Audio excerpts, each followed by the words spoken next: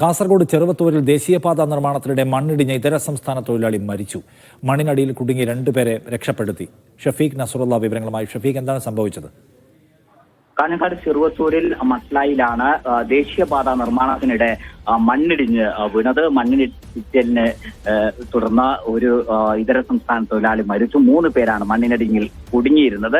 ഉടൻ തന്നെ ഫയർഫോഴ്സും നാട്ടുകാരും ചേർന്ന് മണ്ണിനടിയിൽ കുടുങ്ങിയ തൊഴിലാളികളെ പുറത്തെടുത്ത് ചെറുവത്തൂരിലെ സ്വകാര്യ ആശുപത്രിയിൽ എത്തിച്ചിരുന്നു. എന്നാൽ ഗുരുതരമായി പരിക്കേറ്റിരുന്ന ഇതര സംസ്ഥാന തൊഴിലാളിയാണ് മരിച്ചത്. മറ്റു 2 പേരും ആരോഗ്യനില തൃപ്തികരമാണ് എന്നാണ് നമുക്ക് ആരോഗ്യ കേന്ദ്രങ്ങളിൽ നിന്ന് ലഭ്യമാകുന്ന വിവരം.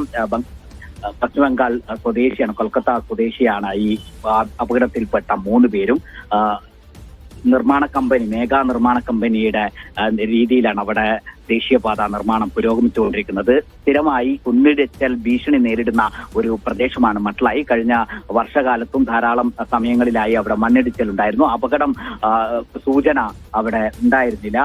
നാട്ടുകാർ നേരത്തെ തന്നെ ഈ മണ്ണിടിച്ചൽ ഭീഷണിയുണ്ട് എന്ന സ്വഭാവത്തിൽ ആളുകളുമായി അതിന്റെ നിർമ്മാണ കമ്പനിയുടെ ഉൾപ്പെട്ട ആളുകൾക്ക് അടക്കം പരാതി നൽകിയിരുന്നു. സംഭവത്തിൽ പോലീസ് ഇപ്പോൾ അന്വേഷണം നടത്തുന്നുണ്ട്. നിർമ്മാണ കമ്പനിയുടെ ഭാഗത്ത് എന്തെങ്കിലും വീഴ്ച സംഭവിച്ചിട്ടുണ്ടോ എന്നതടക്കമുള്ള കാര്യങ്ങൾ പരിശോധിക്കും എന്നാണ് പോലീസ് അറിയിച്ചിട്ടുള്ളത്.